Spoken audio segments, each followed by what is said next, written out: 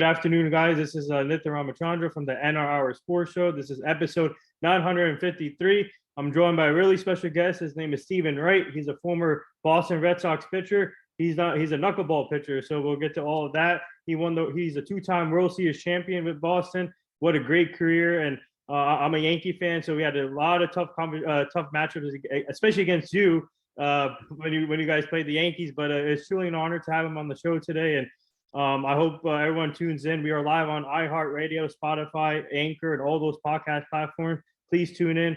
And Steven Wright, I just want to say thank you for joining the show. I hope your family is okay. And Mary, I hope you guys had a great Christmas and hopefully a great New Year coming up. But first of all, how are you and your family doing? We're doing good, man. Just enjoying the Christmas break. Had a nice little trip down to my in-laws in Arkansas. Got some golfing in. Now we're just hanging out. The weather's kind of ugly right now, but tomorrow's supposed to be nice and sunny, so we'll probably try to get out and hit some golf balls tomorrow. Yeah, so before we get into your journey, I just want to pay my respects to John Madden, a legend in the NFL who passed away yesterday. Obviously, everybody knows him as a broadcaster, coach, and all the Madden games, video games that came out. So my prayers and thoughts are with him. And also ESPN reporter Jeff Ferguson also passed away yesterday at age 44. And we lost two great legends in the sports industry. So I just want to pay my respects to them. So yeah, so Steven, for you, I want to start off with your journey growing up. Obviously, you grew up in California. And when did you get interested in the game of baseball? And who would you say your role model was growing up? I started playing when I was about 8 or 9 years old. My great grandpa at the time was a big high school baseball coach for Lakewood High School. And he's the one that kind of introduced me to it. And then I had an older cousin that's like 7 years older than me. So I kind of like watched him play and then I started getting into it, but I didn't really get fully into it until probably about 12 or 13. That's when I just started playing baseball. And then, yeah, I would say I had a mentor that was really good. His name was Frank Pastore. He played for the Reds back in the late 70s, early 80s, and he was the one that kind of took me under his wing all the way up until he passed away in 2013. 2012. So there he was the one that kind of took me under his wing and kind of like was the one that like I could go to both for things on and off the field. Well, yeah. So for you, tell our fans about your process, because obviously I mentioned earlier that you're a knuckleball pitcher. How did that process work out, and how did that come about for you? And did you work on other pitchers also, but you were mainly a knuckleball pitcher? Well, I got drafted as a regular pitcher. Yeah. I was, I went to college to be a two-way player, and then once I got there, I immediately became just a pitcher. And then, I kind of always messed around with it. Frank Pastore is the one that taught me the knuckleball, and so I kind of messed with it my entire life. And then, I got drafted. I made it all the way up to AAA, and then I kind of just got stagnant. It's kind of just was one of the guys. When in 2009, the Indians moved me from the starting rotation to the bullpen, and I had a really good year, but my stuff didn't play up, which basically in their eyes, I didn't throw hard enough. Even though I was 10-0 with like a 2.5 or whatever it was, like it didn't matter. Like they were all about velocity. And so that's kind of when everything started changing to more velo versus stuff. And, and then 2010, I kind of got stagnant in AA again. I got started AAA, bounced down to AA. And then I was just messing around one day with the knuckleball, and they saw it, a couple of the coaches, and they kind of like started the transition into becoming a knuckleballer. Wow. Yeah, so for you, speaking of two-way player, did you ever think of being a Shohei Ohtani type of player, or were you ain't nobody gonna be Ohtani? That guy's like Babe Ruth at the plate, and he's freaking Cy Young on the mound.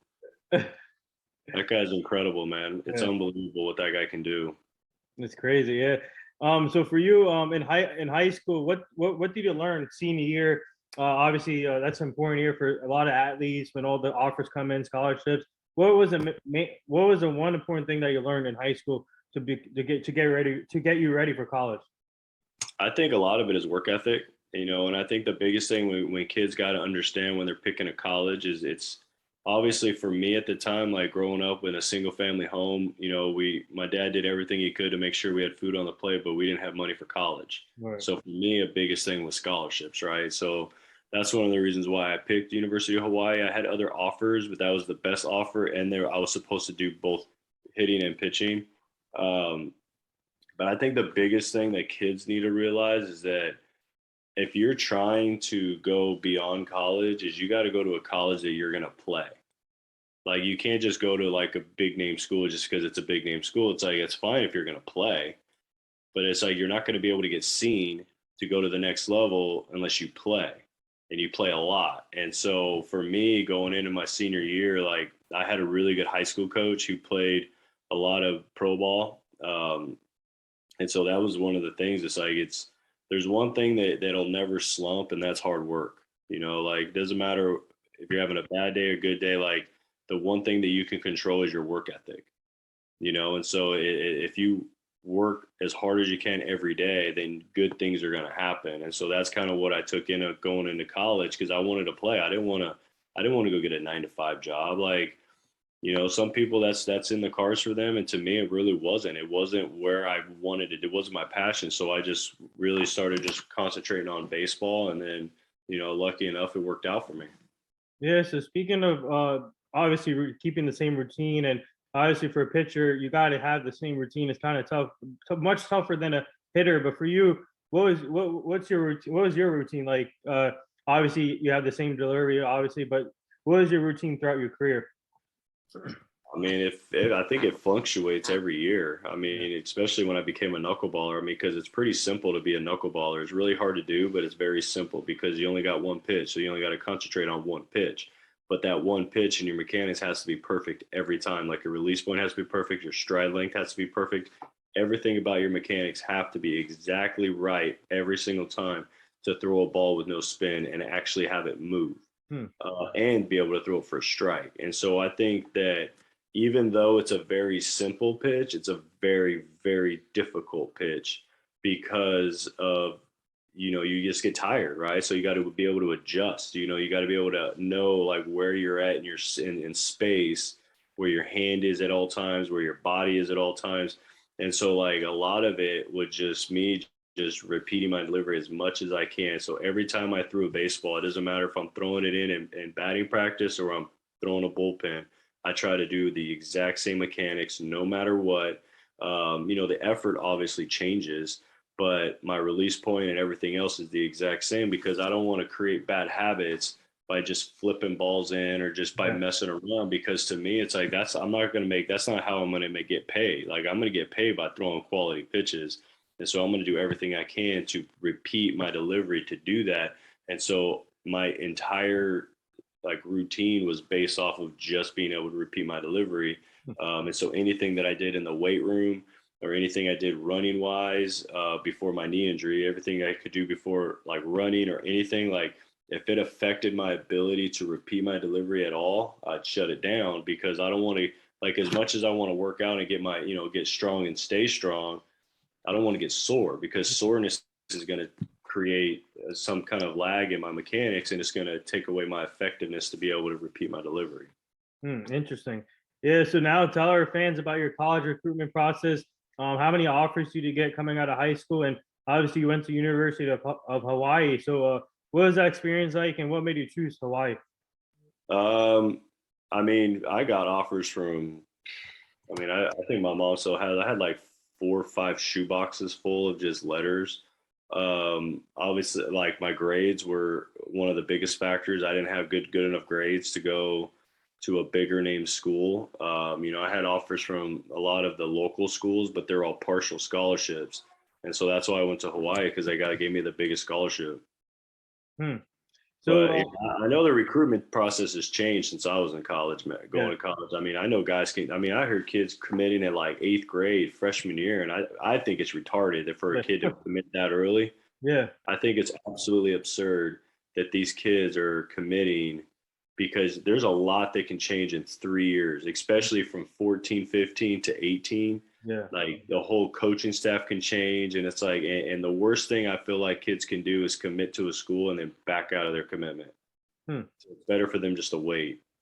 Yeah.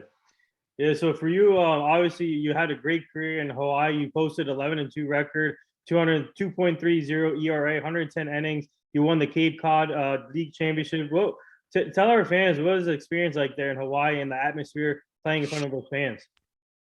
Dude, it's as close as you're gonna get to big league atmosphere without being in the big leagues, man. It was, I mean, we had the best fans for college baseball, in my opinion, because we were the show in town. Like there was no pro sports, there was no driving 4 hours to go see the Braves or the Cardinals or the Angels. There was none of that. So it was us, right? So every sport in Hawaii was like that.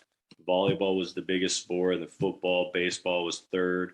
But it was fun, man. Like it was a great place to play. It was a great pitcher's park. Golly, that place was a graveyard. And so it definitely helped pitchers like me because I had really good control and I didn't want to walk guys. So there, like I used I pitched to the field too because I was like I knew the ball didn't go anywhere. So like I would let guys try to hit it out, and I think I might have gave up one home run in my junior year in Hawaii. Oh.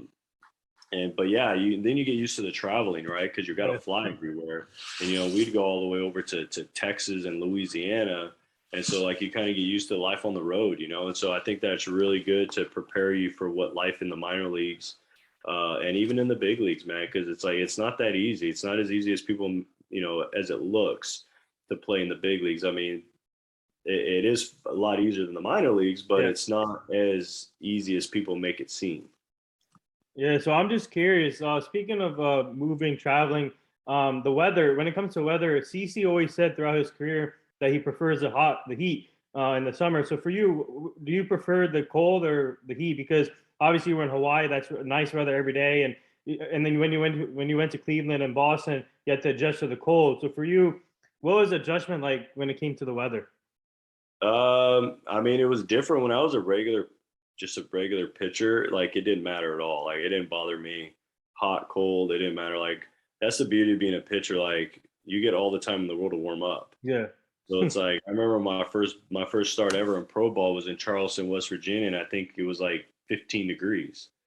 It ended up getting snowed out in the second or third inning. It was brutal, but I felt fine. It's just as a knuckleballer, the worst weather for me all time is humidity. I hate the humidity because the ball gets sticky in my hands. Oh wow. Yeah. And then the second is rain. But as far as the heat doesn't bother me because as long as it's not humid, I can do it. That's why I think Boston is such a good spot for a knuckleballer because even though it does get hot, the humidity is never really that bad. Like I'm never pitched in Boston where I'm like, man, I can't hold on to the ball. But every time I went to freaking Texas, or every time I went, sometimes even in like Baltimore, obviously Miami, even in Miami, because they have they open and close it, like that allows the humidity to get in. But Tampa doesn't because it's just enclosed. And so the Tampa, but yeah, so for me, it's the humidity sucks. But like once I had my knee injury, man, like it was the rain would just kill my knee because of the atmospheric pressure would just blow up my knee. And it's like, oh, this sucks. But, you just learn to deal with it. Yeah, so before we get to your draft experience, tell our fans about winning the Cape Cod Baseball League Championship. What was that like for you? Oh, man, that was one of the best summers of my life, dude. So we had a team. I was on the Orleans Cardinals. Now they're the Firebirds. But we had a team that we had no prospects on our team, not one.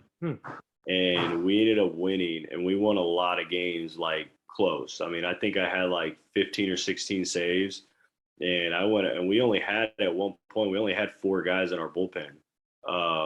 And so it was interesting season, but we had such a good group of guys. We all pretty much stuck together. We had a lot of fun. But we had a good coaching staff. I mean, Coach Kelly, he's still there, and for good reason. I mean, this guy runs a tight ship, but he's good he wants to teach first and then win second. And I think that if you teach and you get guys to play hard, you're gonna win because everybody that goes there is good, right? And so, but you're trying to help them prepare for the next level, which is pro ball. And so that's, I mean, the Orleans fans, I mean, I know Chatham's got good fans too, so I can't speak on them, but Orleans fans, dude, it was unbelievable. They showed up every night. and then when we won it, we weren't even expect to win it. At that year, Chatham was the top dogs. I mean, they had like Andrew Miller, Jared Hughes, Evan Longoria, Yeah. Todd Frazier, um, Alex Presley, Chris Coughlin. They were all on that team. Oh wow. And we had no prospects. Yeah. And we ended up winning. We ended up beating them all. So it was an experience that I'll never forget for sure. Wow. That's amazing. Yes. Yes. That's like the underdog story right there. It was, man. I mean, every time we won, it was like like four. I don't. The only time we ever blew out a team was the last game of the season to win it. Wow. Yeah, so now tell our fans about your draft experience. Obviously, you got drafted in Cleveland, but you made your debut with Boston. But what was the experience like just to get drafted and make your family proud? You got your goal, you worked hard, and finally got to the majors. And what was the minor league experience like for you before going to the Boston Red Sox? So I had mono when I got drafted. So Oh, I had teams thinking that I was masking an injury. oh, And I had to run, and this is before the technology is what it is now. So I had to run to the fax machine and fax all my medical stuff. I had to go see two different doctors wow. and all that because teams thinking, because I guess I didn't know this until later, but there's a lot of guys that were saying that they were sick or saying like that, but they actually had an injury. And so I had to do like all my blood work, and I'm just running. And I actually was sleeping when the draft, because this wasn't televised, it was on the radio. Like you had to log into on the computer. And I remember sitting there, me and my now wife, girlfriend at the time, and my best friend and my mom and my dad were sitting there, and they called my name, and I was like, "Yay!" And I went back to sleep. But I mean, overall, it was exciting. But it's just the start, right? It's not the finished product. It's just it gives you when you get drafted, especially when you get drafted in the top 5 rounds. I mean, that definitely gives you a better opportunity because Sure. one, it's going to give you more money to be able to really help you get there through the minor leagues because you don't get paid anything. You get paid. I think my first W-2 was like it was less than 10,000 for the year. Yeah. And that's what a lot of people don't realize. It's like there's a lot of guys out there that have retired from baseball, and it's not because they weren't good enough. It's because they couldn't afford to live. Mhm. And so for me, like having a good enough bonus, like it helped me get through those tough times, but I still had to get off-season jobs. I either play winter ball or go play. I ended up working at Amazon one year, and it Oh was wow. miserable. It was the worst experience ever, but it made me understand, like, dude, I really want to work harder at baseball because I don't want to do this. Mhm. It's like, and so, but that's what you have to do. And it's unfortunate because there's so much money in baseball, and yet the minor league guys get the shaft. Mhm. Um, but it is what it is. It makes you better. I mean, it makes you learn how to kind of balance your time. But yeah, at the end of the day, the minor league sucks. It doesn't matter what you say. The minor leagues is brutal. There's nothing fun about it. The time with the time with the teammates in the clubhouse and stuff like that, the experience, I mean, it's priceless. I mean, you can't put a price on that, but just the life itself. And that's where the fun comes in, is because it sucks for everybody. Like everybody that's in there, it sucks. The bus ride sucks. You're going through the night on crappy buses. Wow. You're staying at hotels where they're selling drugs out the front. Like it's crazy, right? And so, but you're doing it together, right? Um, and so it makes it that much sweeter when you finally do make it. I mean, because it took me 7 years. Wow. Yes. So Yeah, so speaking of, I mean that. Hey, at least that's good you didn't give up on baseball because it got you 2 World Series rings at the end of the day. So yeah, for sure, man. I mean, I almost did a couple times, but my good thing, my wife was like, you got to keep going because especially when the knuckleball came, because it was something different, right? Because that's the one thing I remember Scott Radinsky told me one time. He was like, because I wasn't sure if I wanted to throw the knuckleball or not because I was still throwing 94, 95. And he told me, he was like, man, there was like 5 guys on the mound. He was like, right. He was like, look at all these guys. He goes, what do they all have in common? And they were all between 6'1" and 6'5", right-handers. They were 92 to 95 with a slider. Mhm. He was like, what's the separation? He was like, one guy might throw a little harder, one guy might throw a little bit lower arm angle. He goes, but in the big scheme of things, they're the same pitcher. He was like, you got to have something that separates you from them. he was like, and this knuckleball might be that thing. He was like, guys are talking about it. They love the fact that it's good, but you just got to repeat it. And that's what got me thinking, like, all right, well, maybe I'll give it a go. And luckily it worked out. Charlie Huff was the reason why I was able to control it and keep it in the zone. Right. And then obviously going to Boston and working with Wakey. I mean, that having Wakey and Charlie, and then RA when he was with Toronto, like having all those guys in such close proximity to me, like it just helped me get better and better every year. Yeah. So speaking of speaking of knuckleball, that's when you started in 2011. You had the 90 miles per hour fastball, but in 2011, that's when you started to get the knuckleball start going. And then after that, 2012, you get traded to the Boston Red Sox for Lars Anderson at the trade deadline. So what was the feeling like when you got traded to Boston? It was weird because I was in Portland playing the Red Sox Double-A when I got traded. And I was throwing a bullpen, and then the phone rang to the pitching coach right when I got done, and he was like, hey, like, he told me because I was going to do like my running and all that. He's like, nah, you need to go talk to Tremy, our manager. And I was like, all right. And I walk over, and I guess that the Red Sox already had announced the trade within their organization, but I didn't know because I was out on the field. So when I walk in, they're all looking at me like, they're like, oh, that must be the guy. So I like walk in, and I'm like, what the hell's going on? And then Tremy was like, hey, like there's been a trade, and you got traded to the Red Sox. And then Ben Crockett called me, and he was like, yeah, we're gonna just keep you in Double-A. For a week for this homestand. I was like, all right. So I pack up my bags, I say bye to my guys in Akron, and I literally just walk across to the clubhouse in Portland, and then yeah. And so I rode the bus back with Akron, packed up my stuff in my hotel room, and then they gave me a car to another hotel, and then I stayed there. But then I flew back to Akron with Portland, and then they called me up to AAA. And then I was like, crap, my wife's 7 months pregnant at this time too. So it was like, holy shit, there's a lot going on. But it ended up, obviously it worked out, man. I got to work with Wakey. I worked with, had a really good finish through 2012, really good. And I went down to Dominican and had a really good year down there. And then, I was lucky enough that they put me on the roster because I was going to retire. I was going to be done because you don't make no money. I can't raise a family making $12,000 a year. Yeah. And so I was like, I'm done. I was like, I can't do this. So I was like, I got to support my family now. So I was going to just go back to school and get a job.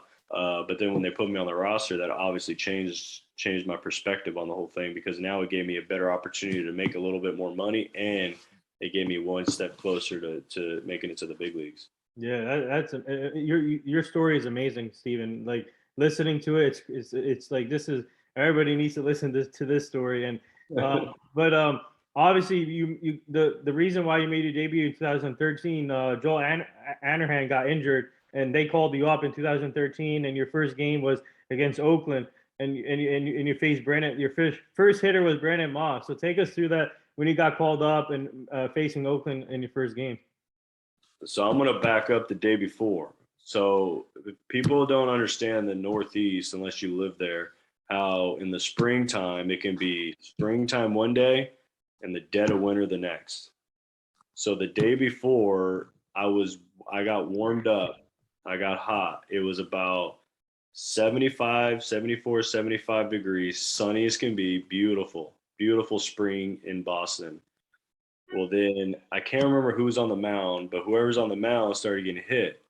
So all of a sudden, it got to the point where it was Taz and then Koji, because became a whole situation and a save situation. So they're like, we're not going to give this guy a debut. Yeah. So the next day, I wake up and it's 20 degrees and sleet, and I'm like, oh man, this is not good. And then we had Alfredo Aceves was pitching, which he was hit or miss, and it was freezing, dude, windy. I mean, it just sucked. We bring out the big old ponchos. Yep, that's the game I came in. So, but what's that? No, not against Oakland. That was against Cleveland, right? No. This was against Oakland in Boston. Oh, okay, in Boston. So I got called up in Cleveland, but I didn't pitch. Yeah. And we flew back to Boston, and then that's when I pitched. Because when we flew back to Boston, so when I got told I was going to the big leagues, it was when the bomb went off in Boston for the marathon. Oh wow. But then me and my wife flew to Cleveland, met the team in Cleveland. Then when we flew back, we got in at like 2 or 3 in the morning, and we were staying in Brookline. And then I remember like I turned my phone off because I was like, well, they told us it was a late start anyways because of how late we got in, so we didn't have to be at the field till like 4. Yeah. And so I turned my phone off. We had a baby at the time. She was like 8 months, 6 months or something like that. So we like wake up. We're like, let's go grab some food. So I didn't even turn my phone on until we got outside. We walk outside. It's a ghost town. Well, it was when they were looking for the bomber. And so they canceled all the games and all that stuff. And then the next day was when, David Ortiz made the speech and all that. And then the next day was when I warmed up. And then when I came in, it was like 25 degrees, 22. It was something brutal, windy, sleet, muddy. I mean, it was just nasty. It's the worst conditions you can have for a knuckleballer. But, with adrenaline and all that stuff, you don't even think about it because it's your debut, man. Like, I was overthrowing like everybody normally does. I think I got him into a double play. I can't remember what I did, but I know I got him out. I know but I ended up having I think I gave up like 4 or 5 runs. I think you got a double play in that game. Yeah, I think I got a double play, and then so I think I got out of that inning. Then I went back out and I gave up some runs, some hits, and I'm trying to think who my first. I think Josh Reddick. It was my first strikeout. Oh, Josh Reddick. Yeah, he was my first strikeout, which is crazy because I didn't know he played for the Red Sox the year before. Yeah. But yeah, no, I mean, it's exciting. I mean, I got sent down right after. I mean, I was a yo-yo for like 2 years. That's the one thing the Red Sox like is those options, man. Certain guys, man, they up and down. That's most teams though, but if they got options, they're going to use them, especially to open up some spots, especially in the bullpen. Mm-hmm. Yeah, and you got your first major league win against Seattle. So yeah, that was crazy because the one against Seattle, Hold on a second. You have to make it. You have to boil water and then grind it. So both my wins in 2013 came the exact same way. So the first one was in Seattle. So I got called up. We were in Lehigh Valley. I got a call at 3 a.m. because they were already in Seattle. Oh. And D-Star called us and was like, hey, you and Pedro Beato are getting called up. You got a 6 a.m. flight. It's 3 o'clock in the morning.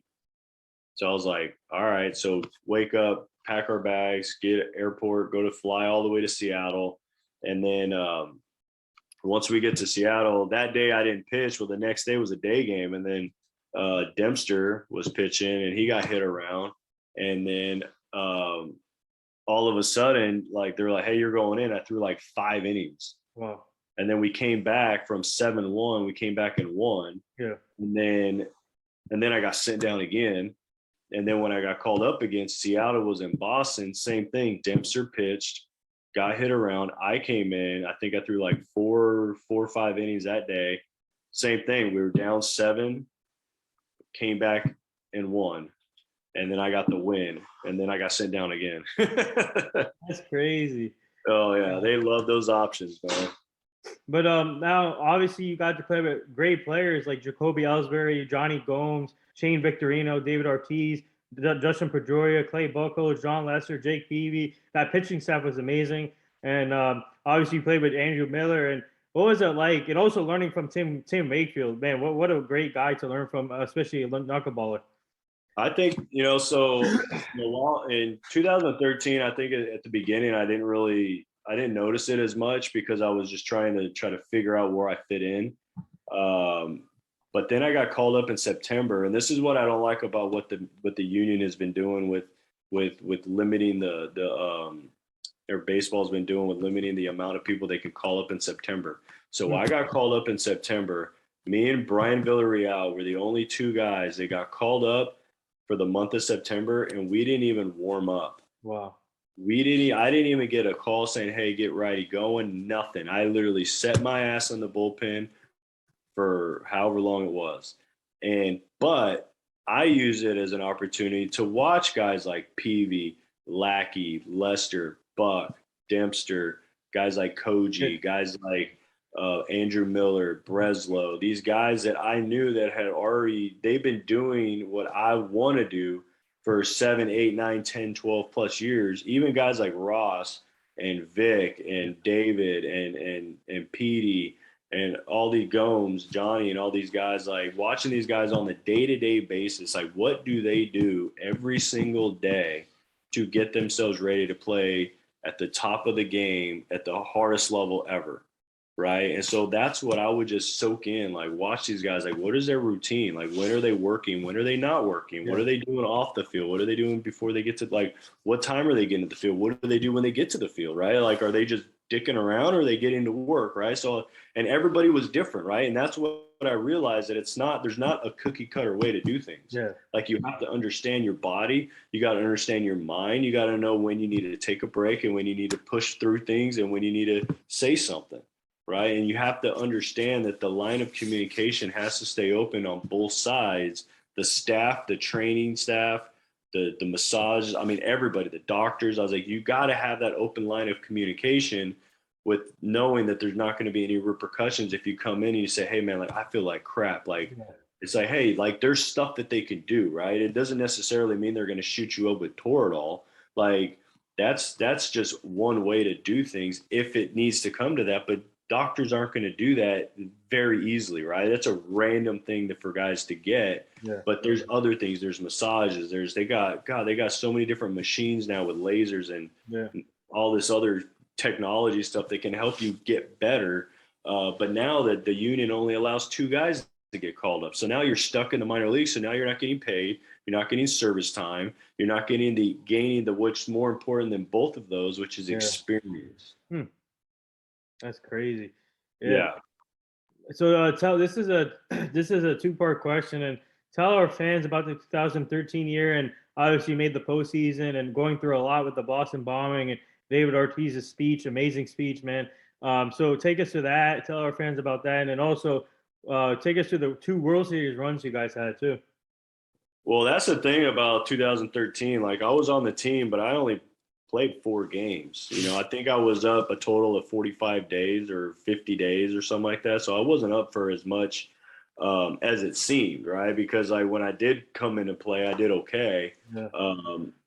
But once September ended, like I was up for most of September, didn't even play. They called me in Baltimore and they said, hey, we're going to send you home. So I was at home. I was moving from Arizona to California when the Red Sox clinched to go to the World Series.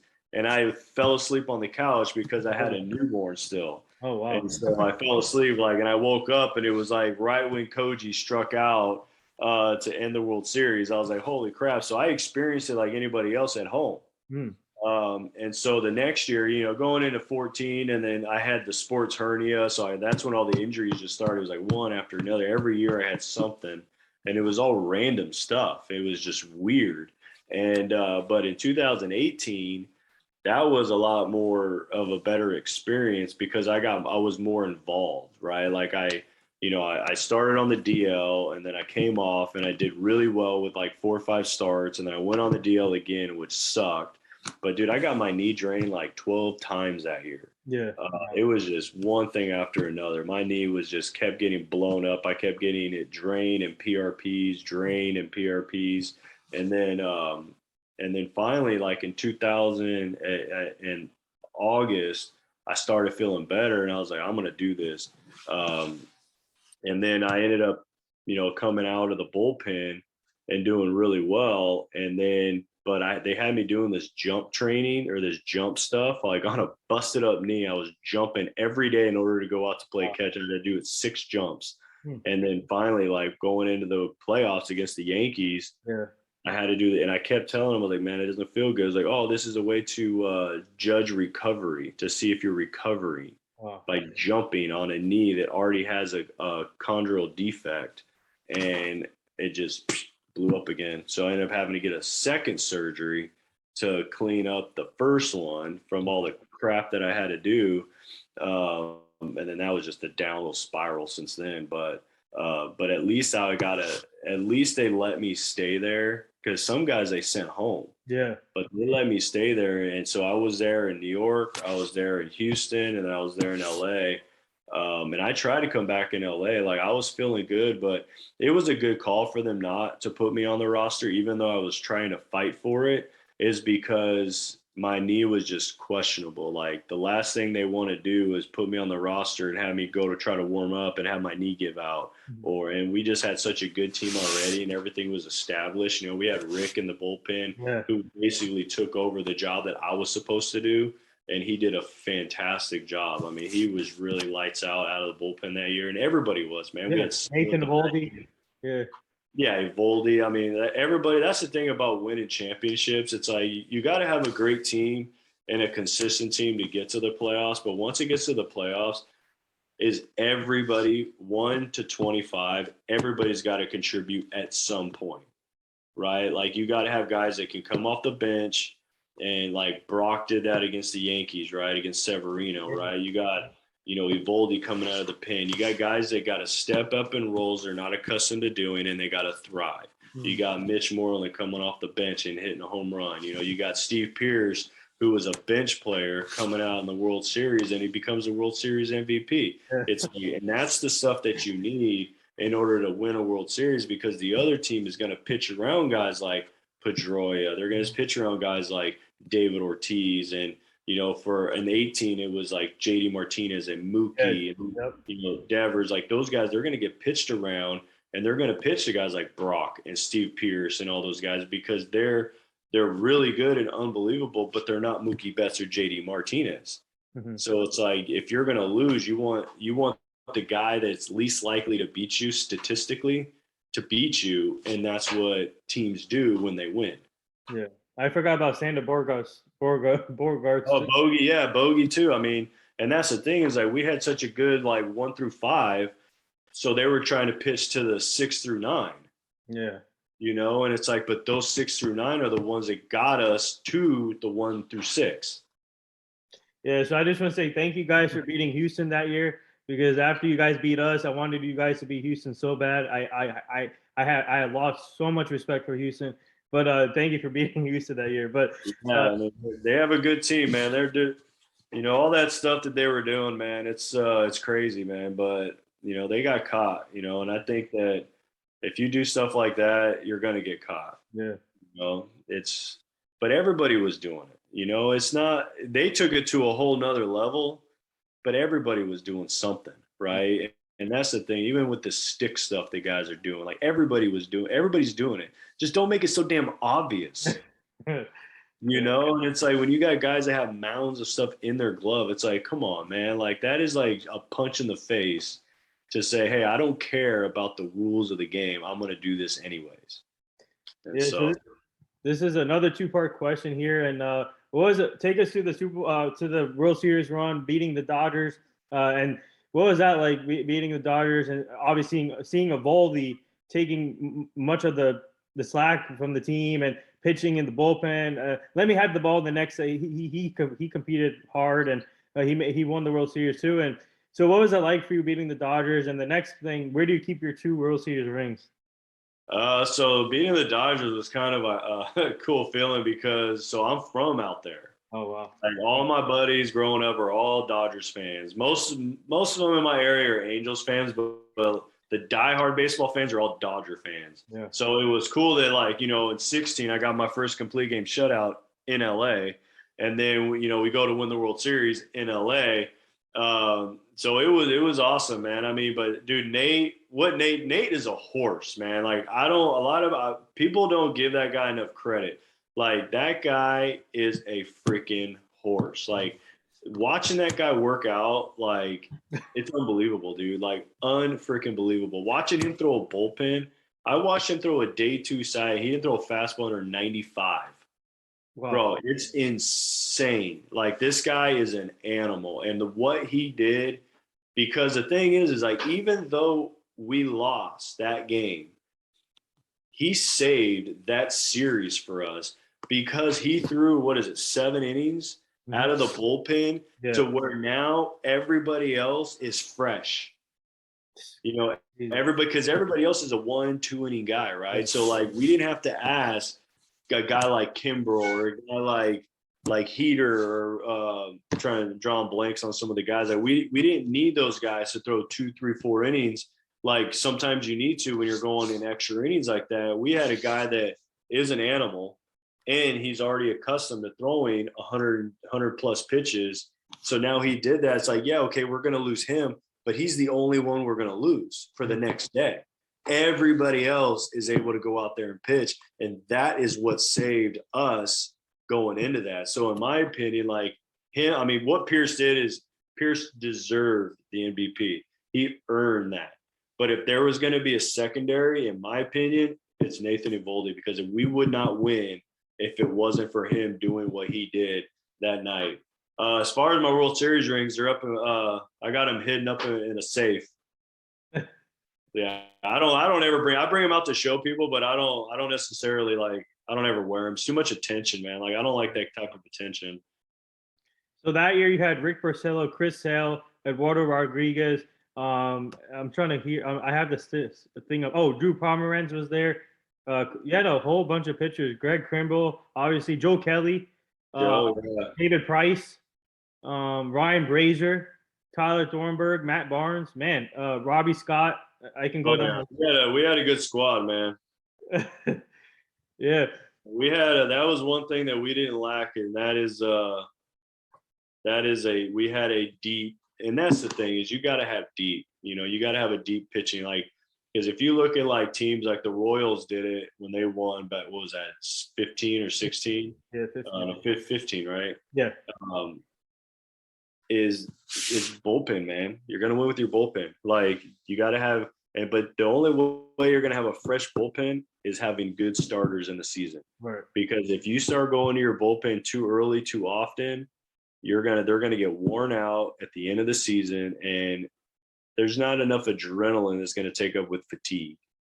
Like you can put as much P4 and as much Advil and all these, pain meds or whatever you want. Like your body is still going to lag. You can do it mentally, but your body's got to be able to do it physically. Mm-hmm. And so in order to do that, you got to have frontline starters that can throw 180 to 200 innings, because that's going to save your bullpen. If you can get guys in the bullpen to have accustomed to roles and stick to those roles as close as you can, then that is going to keep them fresh because they're going to get on routines. And as long as they can stay on those routines and stay consistent on that, then they're going to be able to be fresher when it gets down to the end.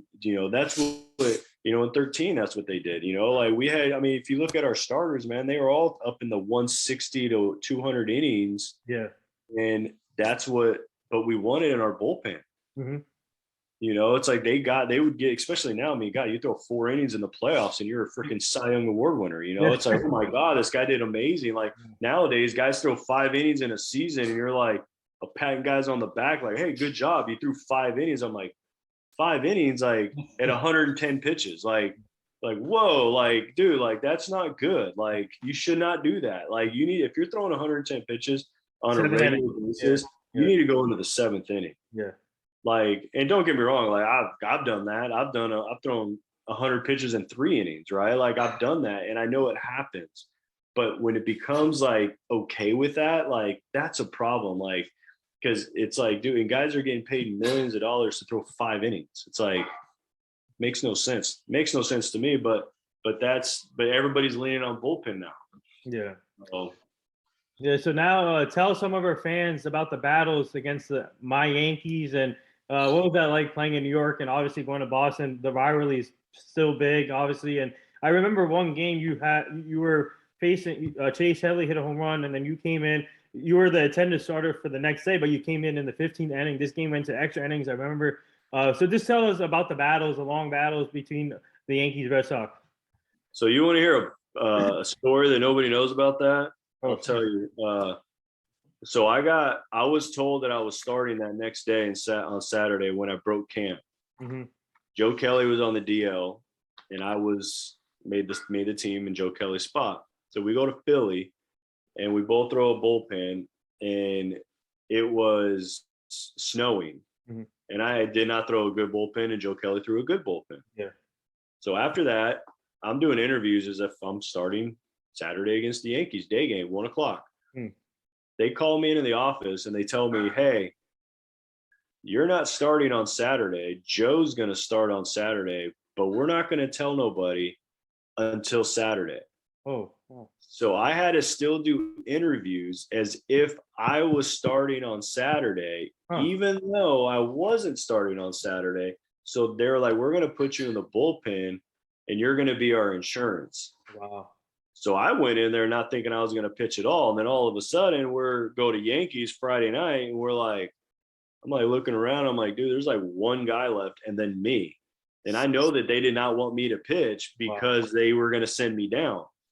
Well, all of a sudden we get into the 14th inning and it's tied, and they're like, "Call, hey, you got the game." And I'm like, "All right." And then I ended up blowing the lead twice. I gave up 2 home runs, and I was like, "This sucks." But dude, I think I ended up throwing like 5 innings, and we got done. It was like 2 a.m, and I got sent down right after that.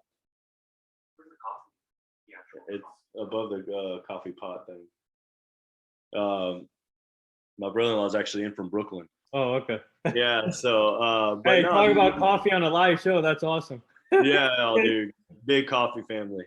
But yeah, so actually, this is my buddy's coffee down in Virginia Beach. Red. It's called Pale Horse Coffee. It's so he does I think it's like 15% of all their profits he supports military. A good friend of mine was in the Navy, and so whenever he would deploy, my buddy Gray Livingston, who owns that, he would be kind of like the husband type, where if something like would break or anything, he would be the guy to kind of help fix it while the guys were overseas. And so I met him and we just became really good friends. So I get all my coffee from him and it's fantastic. Tell him he said thank you for your service. Yeah, I'll definitely will. He's awesome. He's a good dude. But the Yankee rivalry, in my opinion, I think it's more between the fans than it is the players. I think that it was at one point, the players, but I just think there's so much money involved. And I think that the game has changed so much that it's still there, but it's season to season. It's maybe even player to player, because guys, you can't right now, if the game can't be policed by itself, because if a guy throws up and in, they're going to get suspended, right? Like if you hit a guy, even if you're doing it, even if it's intentional, but guy throwing 95, if he throws like 88 right in a guy's butt cheek, well, yeah, it's going to sting, but come on, dude, it's not going to do anything. But it's more about the message that it's sending. It's not about hurting somebody. You do that, you're getting a 5-game suspension, right? So now it's like you can't do that, which I think in some extent it's a good thing, because you get guys throwing 100 now, and the last thing you want a guy to do is try to hit a guy, and all of a sudden he runs one up into his head, and all of a sudden he's knocked out and his career's in jeopardy because a guy, so I agree with that. But as far as the rivalry goes, I personally never saw it, right? But I hear stories from guys like Wakey and Tech and David and guys that played in that era, right, with 04 and beyond. And I'm really good friends with Mike Greenwell, and he talks about all that stuff. But for me, it's like when pitching in New York, it was one of the best things, because I love pitching in New York. I love pitching against the fans, being there, because it was just one of those things that, you always knew you were going to be pitching against a good team. It didn't matter, right? You're going to pitch against a good team. And so, I loved it. I love I love the excitement. I love pitching at Yankee Stadium. I loved, whether it was the bullpen, whether it was being a starter, I loved it. I thrived on that, and that's what I loved about pitching in Boston, is it didn't matter where you went. It always felt like a playoff game. Right. Yeah, so now tell our fans about some of your best moments throughout your career, funniest moments, or some of the top hitters that you fooled in your career with the knuckleball. So I have the first one that comes to mind is 2000. I was either 14 or 15. It was at home against the Astros, and it was against Altuve. And so Altuve, everybody see he's short, right? But he stands up tall. So his strike zone is not as small as it seams for his size. So I had thrown a knuckleball and he went to swing and it broke in on him instead of away. Wow. So he went to swing and pulled his hands in and he fouled it off and it literally hit his bat. And if it would have missed his bat, it would have chested him right in the chest. Wow. And then then I can't remember. I think I might have struck him out or something with something that broke the other way. But that was probably the first one. But that's the thing. Like, there's been times where I've thrown, like, I remember Stanton one time. Do you remember the ball that in Fenway that got hit out and then the fan threw it and hit? Yes. That ball was hit off of me. Oh, really? So the 2 pitches before that, I made him look like an idiot. He swung and missed by like 2 feet, and then all of a sudden I threw one and it broke right into his bat, and he did not miss it.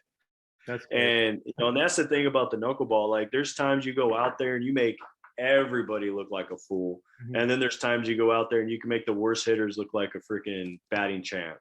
But that's the fun of it. You go up there. I remember times I'd go up there and I'd be like, it sounds cocky, but you're like, dude, like, you're not like, if as long as I can stay consistent on how I feel right now in the first inning, like, I'm going into the 7th or 8th inning. Like, you're not going to get more than 2 runs. Like, you're big league hitters, right? You might scrounge around, but like, I feel way too good right now and way too consistent for you guys to get 5, 6, 7 runs. Like, it's just not going to happen today, right? And then there's times where all of a sudden I'm like, crap, like, I got to try to scratch through 5 innings.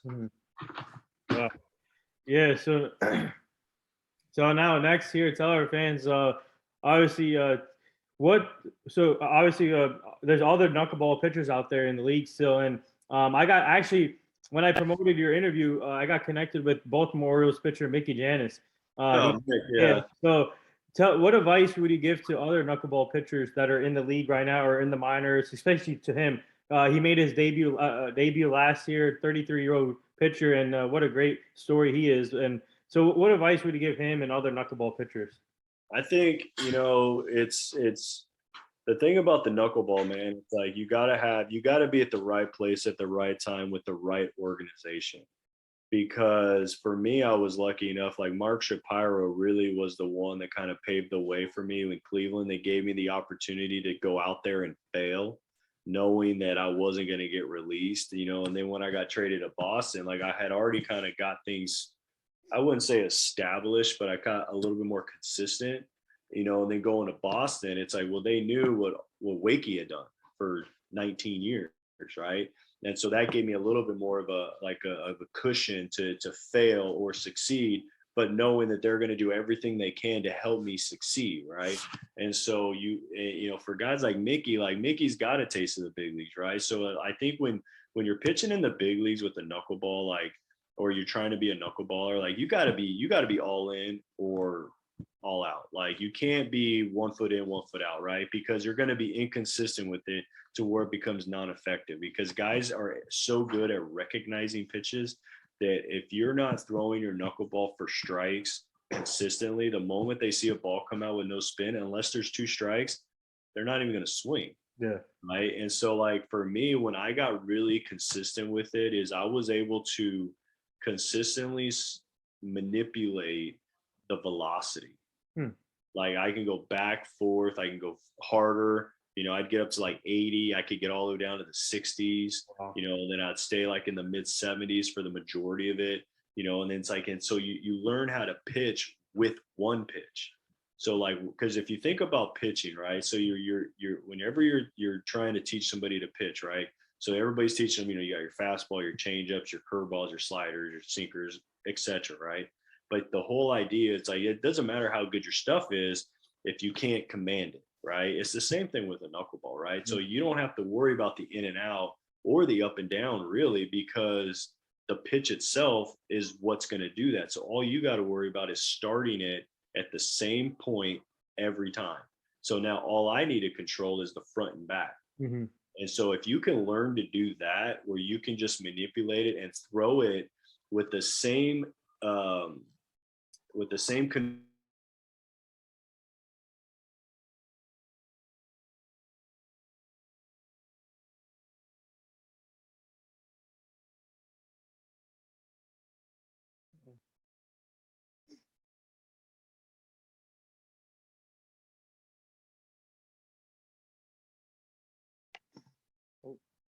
Sorry, guys.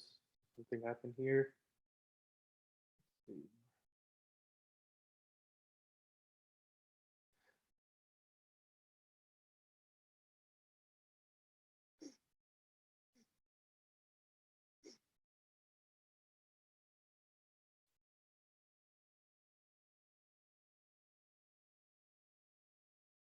Oh, something happened. All right, let's see. Technical difficulties. But I'll bring him back here soon.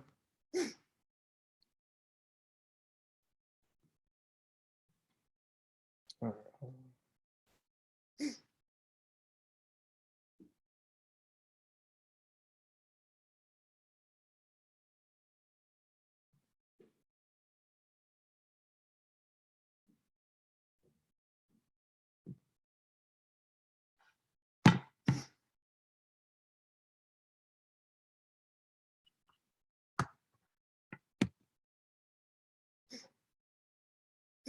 Oh, here we go. Back. There we go. There we go. There we go. I don't know what happened. Uh-oh. That was weird. We are still live, so we're good. Yeah, sorry about that. Oh, you're good. So I think we left yeah. off. You left off on the knuckleball thing. Yeah, so like when I'm pitching and I'm throwing, like, say I throw a pitch and it's like 75 and a guy like Machado's on it, right? Like, to try to throw it harder and go up 3 miles an hour, it's not going to change his timing that much or disrupt it. But I can go from 75 to 65, and now all of a sudden that's really going to mess him up, right? And then if I go to 65 and I get him out front, it's like, well, I don't want to speed up his bat by trying to go back to 75 because that's where the timing is, but I can go down to 58. So you really got to understand, like, I would get to the point where, like, I could almost tell you how hard I want to throw it, and I would be within 1 mile an hour of what I threw. Right. And so, like, that's where it becomes body awareness and understanding your delivery and understanding your ability to repeat your delivery and your release point and having the feel of the ball pop out of your hand consistently, regardless. Wow. It has to feel the same coming out of your hand, regardless of how hard you're throwing it. That's how you become successful and consistent with being able to get outs early in counts, because it's a contact pitch. You have to pitch to contact, because if you try to pitch to swing and misses, you're going to be doing what guys are doing consistently, which is going 100 pitches in 5 innings, because guys are afraid to pitch to contact. Yeah. Interesting. Yeah. Mickey's first strikeout was against Yordan Alvarez last year. Oh, really? Yeah. Awesome. Yeah. So a couple more things here before I let you go. Well, can you show us a grip real quick of the knuckleball? Yeah, I don't have I'll use my son's little Zoom ball or moon ball, whatever things are. But no, so I hold it like that. I don't think I have a ball somewhere, but I hold it 2 fingers. And here, hold on. Let me see if I can find a ball.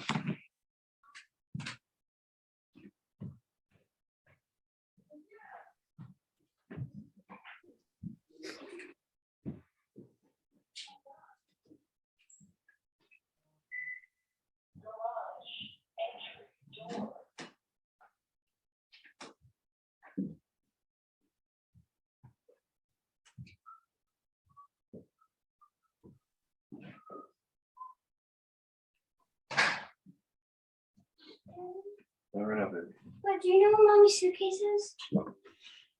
So I hold it like, I kind of hold it off center. So, like, usually guys hold it in the horseshoe. Like, I hold mine off the center. Oh, okay.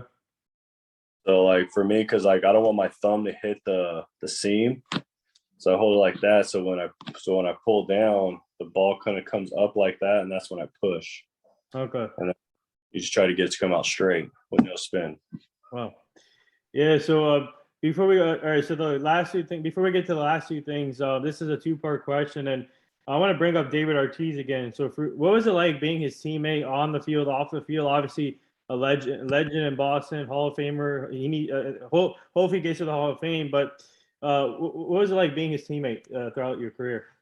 So everything that you see David on TV, that's how he is in person, bro. He does not fake it. He is the most real, true, like, I remember, I wasn't nervous to talk to him because he's not that type of guy. Like you can go up and talk to him, even as a rookie. Like he treated everybody the same. He was a very easy, approachable guy for his status, right? And so I remember in 2013, I had my first big league start in Houston, and I lasted 1 inning. And I remember after the game, like he told me, he's like, come to my room. And he was like, and we just sat there and we talked, and he was just like, it happens, and he was like, he kind of broke it down. I was like, listen, man, he was like, it sucks. He was like, there's no way around it. He was like, but it's baseball. He was like, you're going to have games like that, and you're going to have games where you shove. He was like, but at the end of the day, you got to turn the page. Mm-hmm. And so like that was the start of our relationship, man. Like we got along really well. We hung out a lot. Wow. Especially in 15 and 16. We obviously got to go to the All-Star game together, and my son actually took his first steps walking to him. Oh, wow. On the plane. It was pretty cool. Yeah. I got a picture of it somewhere. But he honestly, dude, he was the best. I seen him pick up a ball. We were in Houston.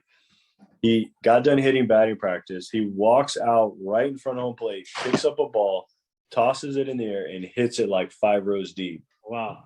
And he did it 3 times. And I'm sitting there like, that's not human. Like, that's not normal. Yeah. And everybody was like, oh, he does that all the time. I was like, yes, but that's not normal.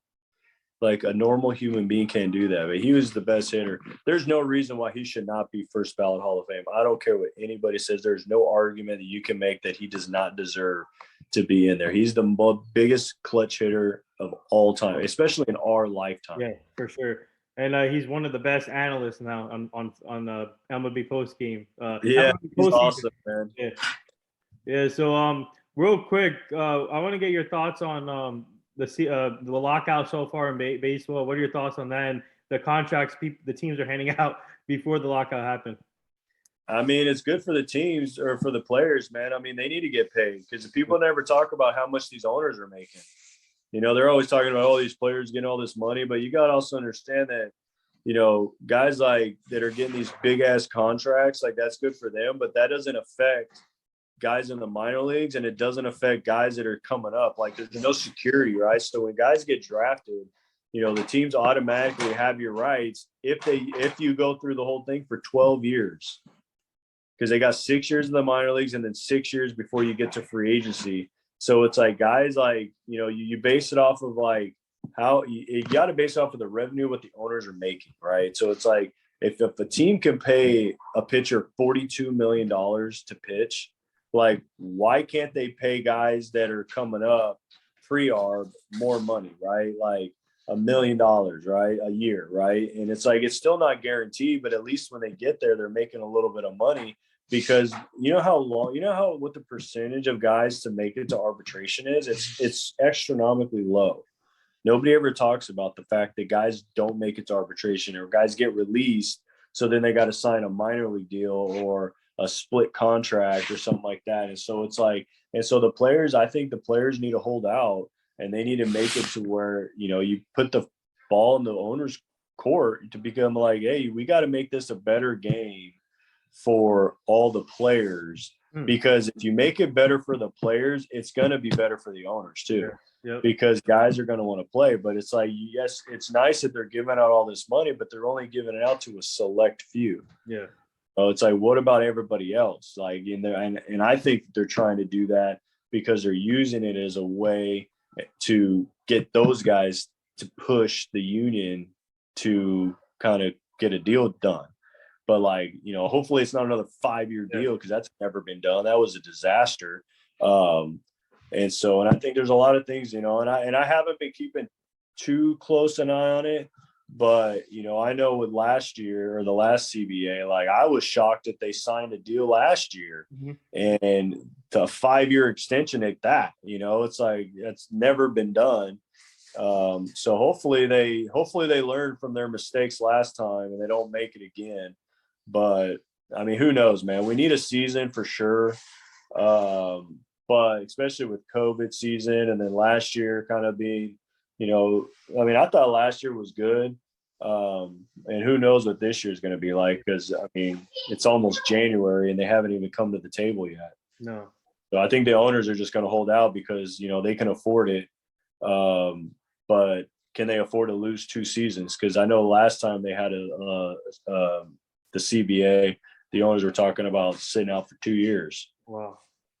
So That's crazy. hopefully I'm wrong. Yeah, I'm hoping we have a season next year. But the last 2 things before I let you go, our team is part of this foundation. It's called the Hugh Jackson Foundation, and we're trying to help him prevent human trafficking, making sure the community stays safe, the kids stay safe. So we'll send you the foundation so you can go check it out. Yeah, for sure, man. I've talked a lot with OUR, Operation Underground Railroad. And then we actually have the church that I go to. We have a foundation called Justice Mercy International, and they actually bought 3 buildings in Ukraine. Or no, is it Ukraine? No, not Ukraine. It's in Moldova. Moldova is the former Soviet Union, and they actually are the #1 human trafficking, sex trafficking country in the world. Oh. And so I know a lot about that stuff, and it's sad, man. Like, people don't talk about it enough, and people don't talk about organ harvesting either. People are afraid to talk about that, but dude, kids don't just disappear. Yeah. Like, they don't just up and vanish. People, no trick. Yeah. It's just horrible. It still happens now, and that's why we're big advocates in this. And maybe we should team up with yourself and then the foundation that I will send you after this, and we should team up, work together, maybe to send me that information, man. I'll definitely check it out, man. Because I mean, you know, there's a lot of problems in this world, man, but we can't solve them all. But if we solve one at a time, then maybe we can make a dent. Yeah. So the last thing here, would you like to say anything to all the nurses, doctors, and all the essential workers right now? I mean, you know, the fact that, you know, the one thing that's frustrating is, you know, we asked as a country, we asked these people to work through the pandemic with no vaccine or no all these treatments, and then all of a sudden they're pushing a vaccine and then they fire everybody because they want to take it. And to me, that's BS. I think, you know, you shouldn't be forced to put something in your body that you don't want to. And then we ask these nurses and doctors and firefighters and paramedics and military, we ask all these people to go out there and save their lives through a pandemic at the time we didn't know nothing about. And now that we know a lot more about it and how it, you know, it's still a scary thing, but it's not as scary as everybody's making it out to be. Now we don't need them, right? We're just going to shoot them off to the side. So for me, man, I say stay strong, man. I'm all about medical freedom. I feel like, you know, we got to have more of a voice to be able to stand up for what we want to put in our bodies. And so I'm a big advocate for that, for voices for medical freedom, because I think that nobody should be able to be told what to put in their body, especially experimental vaccine like this. But, you know, for them, I mean, I just think that you just got to do what you feel is right for you and your family. But yeah, these first care workers, man, like I tip my hats to them, man, because they've been through the grinder, man, because they had to work through all this. And now they got to deal with all the political bull that goes along with it. If they don't want to get the vaccine, now they're getting fired. It's retarded. Yeah. Well said there. And there you have it, fans. That wraps up episode 953 with former Boston Red Sox pitcher Stephen Wright, 2-time World Series champ, All-Star in 2016. And man, what a great story. Everyone go check out his story. Great career, 24-16 career record, 3.86 ERA, 271 strikeouts, known for his knuckleball. And go follow him on all social media formats. And thank you again, Stephen, for joining the show. It's truly an honor. And we would like to have you back on the show at some point down the line so you can meet the full team. But keep up the great work, and you and your family stay safe, and Happy New Year. And thank you again for coming on. Thanks for having me, guys. Appreciate it. Yeah, no problem. All right. Take care, buddy. Yep.